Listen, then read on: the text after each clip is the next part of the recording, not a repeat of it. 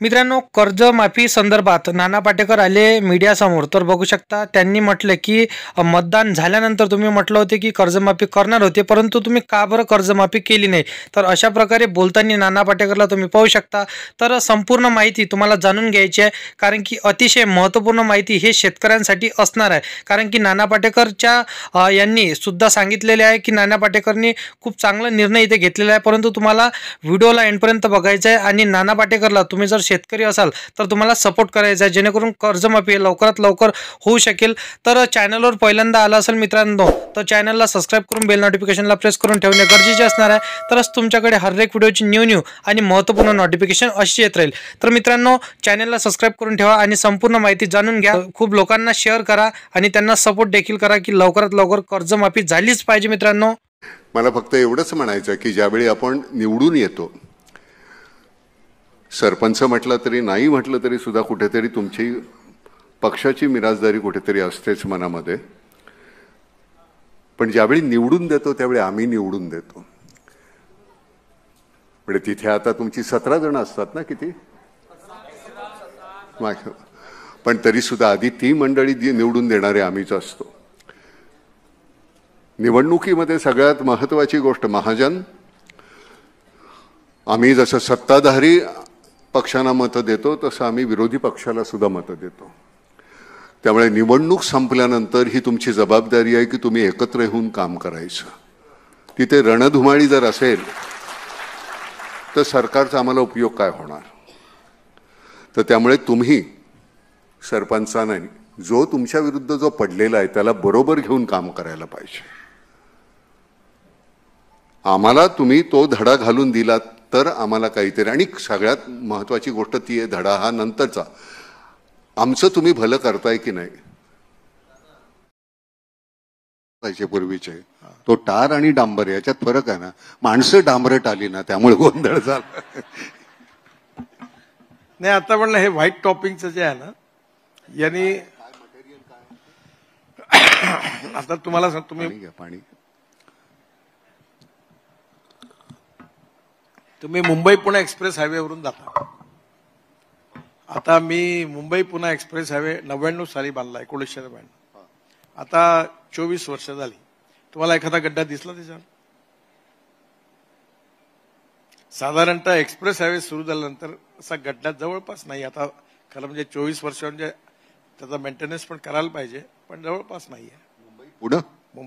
मुंबई पुणे छान आहे रस्ता, कारण तो कॉन्क्रीटचा आहे, सुंदरच आहे रस्ता. पण तो काय आहे की बिट्युमिनच्या रोडला जर ₹1 लागतो, तो कॉन्क्रीटच्या रस्त्याला ₹1.5 लागतो. पण आता एक नवीन टेक्नॉलॉजी आम्ही आणली आहे, ती अशी आहे की व्हाईट टॉपिंग कॉन्क्रीटिंग. म्हणजे बिट्युमिन रोडची लेवल काढायची आणि त्याच्यावर 8 इंच पेवरनी सिमेंट कॉन्क्रीट करायचं. आणि ते नागपुरात सगळं दूर झालं. तुम्ही नागपुरात जर फिराल तर तुम्ही ज्या रस्त्यावर जाल तुम्हाला जवळपास कॉन्क्रीटचे रस्ते दिसतील. आणि पुरल्या 2-3-4 वर्षात आम्ही सगळ्या नागपूरचे रस्ते कॉन्क्रीटचे करणार. आता त्याच्यात काय होतं पहा, एक मग लोक म्हणतात की तुम्ही मग पाणी कुठे मुरणार, तुम्ही कॉन्क्रीटचे रस्ते करता, मग वॉटर कॉन्झर्वेशन कसं होत नाही. मग म्हणजे आता असं करा की गड्डे करा रस्त्यात आणि पाणी मुरवा. एक मला खूप मोठे अधिकारी भेटले, ते मला म्हणाले, गडकरी साहेब तुमच्याबद्दल लोक म्हणतात तुम्ही रस्ते चांगले केले, पण मी तुमच्या विरोधात आहे. मी म्हणलं काय झालं? अहो, तुम्ही चांगले रस्ते केले म्हणून स्पीड मिळाली गाड्यांना. बरोबर. तुमचे म्हणणं असं आहे का की मी रस्ते बांधायच्या ऐवजी आहे त्या रस्त्यावर 6-6 इंचाचे गड्डे करतो, म्हणजे 3 किलोमीटर 5 किलोमीटरनी स्लो गाड्या चालतील आणि ऍक्सिडेंट होणार नाही. मुळामध्ये रस्तेही चांगले झाले पाहिजे, स्पीडही वाढली पाहिजे, नियमाचं पालनही झालं पाहिजे आणि ऍक्सिडेंटही होता कामा नये, असा मार्ग काढला. आमच्याकडे आम्ही आता गाड्या घेत असताना म्हणजे कुठल्या त्या मोठमोठ्या ज्या गाड्या असतील की ज्याचं स्पीड तुम्हाला अगदी 150-200 पर्यंत तुम्ही जाऊ शकता. मुळामध्ये ज्यावेळी आपल्याला वेगाची मर्यादा आहे 100 आहे, आता 100च आहे ना, 120 होती पूर्वी हायवेला, आता 100 आहे. तर 100ची असेल तर मी त्यांना त्या दिवशी म्हटलं की नाही बाबा ही गाडी घे ना तू. तर म्हटलं कशाला, वॅगनर घेतली तरी चालेल ना, कारण आपल्याला 100च्या वर जायचंच नाहीये. फक्त एकच आहे की त्या मोठ्या गाड्यांमध्ये तुमचे सुरक्षेचे जास्त हे आहेत, गॅजेट्स आहेत, बाकी काही नाहीये. त्यामुळे गाड्यांमध्ये प्रॉब्लेम आहे. मी मध्ये नाशिकला गेलो, हा, तुम्ही नेहमी नाशिकला जाता, तिथे एक पूल आहे, आपण त्या कल्याणच्या तिथला अलीकडचा नाशिक शहरातून झाला, मीच बांधलेला आहे. हा हा त्या दिवशी त्या पुलावरून मी जाताना मला सांगितलं गाडीत की इथे सारख्या गाड्या चालन होतात. तर कारण काय, तर त्याच्यावर 60 किलोमीटरची स्पीड निश्चित केली आहे. तर मी गेल्याबरोबर विमानतळावर पोलीस कमिशनरला विचारलं, ते आले होते. म्हटलं तुम्ही bridge is design for 100 kilometre, तुम्ही 60चा बोर्ड का लावला? जर तुम्ही या ठिकाणी 80चा 60, त्याच्यामुळे काय होईल की पटापट लोकांना चालान येतात. आजकाल ऑटोमॅटिक कॅमेरे लागले आहेत. आता वरळी बांद्रा सी लिंक प्रोजेक्टवर तिथे स्पीड जी आहे ती 100 किलोमीटर पण नेण्याला काही अडचण नाही. हा, पण माहीमच्या आतमधून 100 नाही येणार, त्या ठिकाणी तुम्हाला कमी ठेवावं लागेल. म्हणून ट्रान्सपोर्ट विभाग, राज्य सरकारचा पोलीस विभाग आणि आमचा विभाग यांनी मिळून थोडासा अभ्यासपूर्ण रीतीने मग स्पीडचं हे करण्याची आवश्यकता आहे. कारण नाही तर मग काय होईल की आपण मुंबई पुणे पहिले 9 तास लागायचे, आता 2 तास लागतात. आपण मुंबई दिल्ली 38 तास लागायचे, आता आपण 12 तासात करणार. मग शेवटी आपली लॉजिस्टिक कॉस्ट कमी झाली पाहिजे. एक ट्रकमध्ये जो माल येतो त्याच्यात फ्युएल कॉस्ट वाचली पाहिजे. आता पहिले मुंबई पुणे, मी जेव्हा हायवे बनवायच्या आधी तुम्हाला आठवत असेल, खंडाळा घाटात ट्रक आडवी पडायची, लोक अटकायचे, 8-9 तास लागायचे. शिंगरोबाचा जो हे आहे तिथे आम्ही आपल्या 8 आणे रुपया त्या शिंगरोबांना टाकायचा की पुढे आम्हाला अपघात होऊ नये त्याच्यासाठी. मी शिंगरोबाला कित्येकदा असा पाहिलेला आहे, असं करून, कारण सगळेजण असा नेम धरून त्याला मारायचे पैसे की आमचा अपघात होऊ नये म्हणून. तो बिचारा देव सुद्धा थकला होता तिथे. पण आता 2 तासात येतात. हा, आता नाणे फेकत नाहीत. नाही, आता नाणे फेकत नाही, कारण तिथनं जातच नाही कोणी. नवीन झाला, तुम्ही मोठा रस्ता केला. तर तिथे आम्ही काल गेलो, ज्यावेळी पुण्याला आम्ही आलो मुंबईहून, त्यावेळी मी त्या रस्त्याने आलो. पण अजून तिथे त्या वळणावर गेल्यानंतर सगळं ते असं होतं. नाटकाच्या वेळी काय व्हायचं, एका गावाला नाटक केल्यानंतर आम्ही दुसऱ्या गावात जायचो, रात्री निघायचं आणि मग दुसऱ्या गावाला गेलं की तिथे राहायचं. तर त्यावेळी आमचा पुण्या आणि मुंबईतलं किंवा नाशिकमधलं, पण जास्त करून पुणे मुंबई, तोच हे आला की आमचा क्लीनर आहे तो असा एवढा असा ठोकळा असायचा लाकडाचा, तो घेऊन रस्त्याने धावत असायचा. कारण कुठे गाडी पटकन गचकन हे होईल की पटकन त्या टायर खाली मध्ये लावायचं, कारण कधी पटकन मागे गेली की. त्यामुळे आम्ही नटमंडळी सुद्धा खूपसे रात्रीचे झोपायचो नाही. बाबा गेलं तर आमची एक तर मंडळी आमची झाली, तुमची मंतरलेली चैत्रवेलच्या वेळी जो झाला होता ऍक्सिडेंट, त्या भक्ती बर्वेंचा झाला, भक्तीचा झाला होता, पण ती आमची गाडीच जळली होती. तर त्याच्यामध्ये आमचा जयराम हार्डीकर आणि ह्या गेल्या होत्या, शांता जोग गेल्या होत्या. तर त्यावेळी कारण ह्या अपघाताला तुम्हाला सरते शेवटी माझं म्हणणं असं आहे की जोपर्यंत मी इथला माणूस म्हणून, इथला जनतेचा एक भाग म्हणून, जोपर्यंत मला ते जमत नाहीये, माझ्याकडनं वळत नाही, तोपर्यंत नाही होणार. सरकारच्याकडनं सगळ्याच गोष्टी, तुम्ही रस्ते आम्ही बांधून दिले तर बाकीच्या गोष्टी आमच्याकडे येतात ना. तुम्ही सगळे बाकीचे कशा सुविधा देणार? एक गोष्ट बघा, सगळ्यात जास्त अपघात कुठे होतात? रेड सिग्नल असताना स्कूटर घेऊन निघून जातात. रस्त्याच्या मध्ये खऱ्या अर्थाने जाता येत नाही, पण चढतात त्याच्यावर, उडी मारतात. काही वेळा लेन डिसिप्लिन आहे की हेवी जे ट्रक्स आहे, बसेस आहेत, त्यांनी लास्ट लेन मध्ये चालते, मधल्या लेन मध्ये जातात, ओव्हरटेक करताना ऍक्सिडेंट होतात. या छोट्या छोट्या गोष्टीमध्ये जर लोकांनी सहकार्य केलं आणि नियमाचं पालन केलं, आणि मी नियम तोडणार नाही अशी कमिटमेंट केली. आम्ही एक प्रतिज्ञा घेण्याचा कार्यक्रम करतो की मी रोड सुरक्षेच्या कामामध्ये मी कुठल्याही प्रकारे व्हायोलेशन नियमाचं करणार नाही.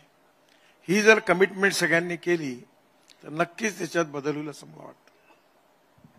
मी मगाशी म्हटल्याप्रमाणे तो विनोदाचा भाग नाही आहे की तुम्ही ती जर शिक्षा जी आहे तुमची ती पैशापुरती मर्यादित न राहता मला 2 दिवसाची किंवा जेलमध्ये गेल्याची शिक्षा, हे कुठेतरी डोक्यामध्ये, मी जेलमध्ये गेलो याचा एक अतिशय मानसिक त्रास असतो.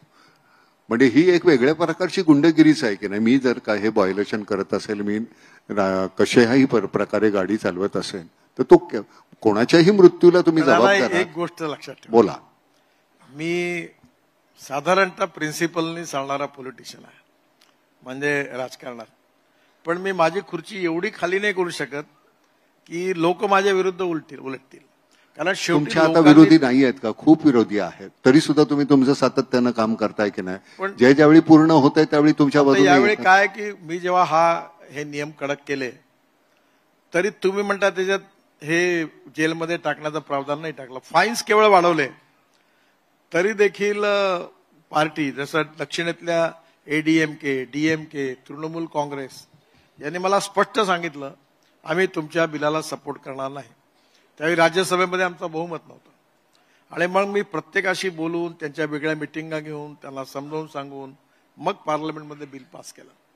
काय आहे की ही गोष्ट खरी आहे की चांगलं काम करणाऱ्या माणसाला सन्मान मिळाला पाहिजे आणि वाईट काम करणाऱ्या माणसाला शिक्षा झाली पाहिजे. तर तुमच्या बाबतीत असं आहे की तुमचे विरोधी पक्ष हा सगळा तुमच्या बाजूने असतो.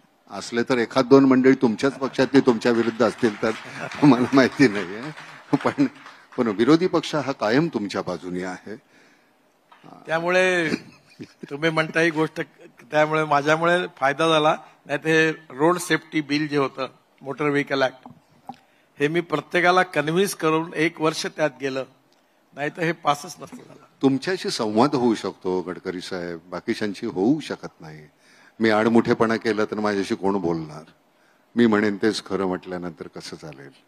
तुम्ही ज्या पद्धतीनं, सरतेशेवटी तुम्ही कुठल्या पक्षाचे काय आहात, माझ्या दृष्टीनं लोकांसाठी ही कामं व्हायला पाहिजेत हा तुमचा जो हेतू आहे तो शेवटी फलद्रूप होतोच ना. सरतेशेवटी तीही विरोधी पक्षातली सुद्धा माणसं आहेत की नाही, ती सहकार्य करतात. त्यांना मी समजावून सांगितलं की ऍक्सिडेंट किती जास्त आहेत आणि यामध्ये लोकांना आपण जर असंच चालवलं तर किती तरुण लोक मरतात आणि ज्यांच्या घरचा जातो.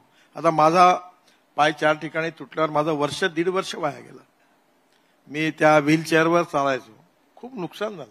पीयूष तिवारी आलाय ना? पीयूष कुठे? पीयूष, आता पीयूष हा तू अमेरिकेला होतास ना? कहाँ थे तो? प्रदेश में थे ना? Harvard university. त्याच्या भावाचा ज्यावेळी ऍक्सिडेंट झाला तो गेला, त्याच्यानंतर हा तिथे आला. तर जोपर्यंत आपल्या घरामध्ये काहीतरी वाईट आणि हा कोणाला काय त्यांचं म्हणणं आम्ही 2 विरोधी पक्षच आमच्यात घेतले.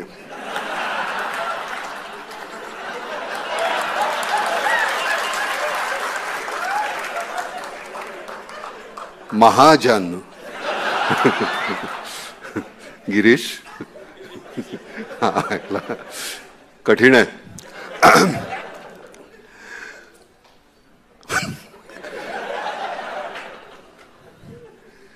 तर ही आपली खरंच जबाबदारी आहे की तुम्ही जोपर्यंत मला एक सबळ विरोधी पक्ष नसेल जो मला प्रश्न विचारणार असा कोणी समोर असेल तर मला मी काम करत असताना माझ्यावर तर अंकुश राहणार. पण तुम्ही बरोबर जर काम करत असाल तर आमची जी मनीषा आहे, आम्ही गावातली लोक असेल, शहरातली असेल, देशातली, राज्यातली, सरतेशेवटी आम्ही निवडून कशासाठी दिलं? आमच्या भल्यासाठी, तुमच्या नाही. तर त्यामुळे आमचं भलं पहिलं चिंता ही तुम्हाला सगळ्यात महत्वाची गोष्ट आहे. एक तर तुम्हाला कोणी गुळ खोबरं दिलंय का निवडणुकीला उभं राहा म्हणून? पत्करल्यानंतर तुम्ही ही जबाबदारी मग तुम्ही डावलता कामा नये. लंगोटी नेसून यायचं आणि लंगोटी नेसूनच मरायचं. दुसऱ्या दिवशी तुमच्या अंगावर सूट असेल, तुमची प्रॉपर्टी वाढत असेल. मुंडे साहेब अगदी वेळेवर आलेत. ये इकडे, इकडे या, इकडे या, इकडे या. उशिरा का आलात जरा सांगा पहिल्यांदा. मी माझ्या भाषणात नाही भाषणात नाही, तुझ्या भाषणापर्यंत थांबावं लागेल. कोणाला? तुम्हाला. मी थांबणार नाही. उशिरा का आला? खरं तर नानांच्या समोर पुढारी जरी असलो तरी खोटं बोलता येत नाही.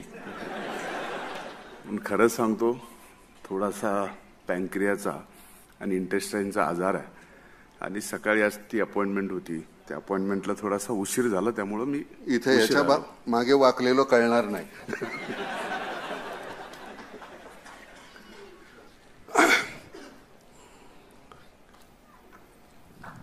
पुढारी मंडळींचं मी नेहमी सांगत असतो की आपण ज्यावेळी संचय करतो तो आपण संचय किती करावा.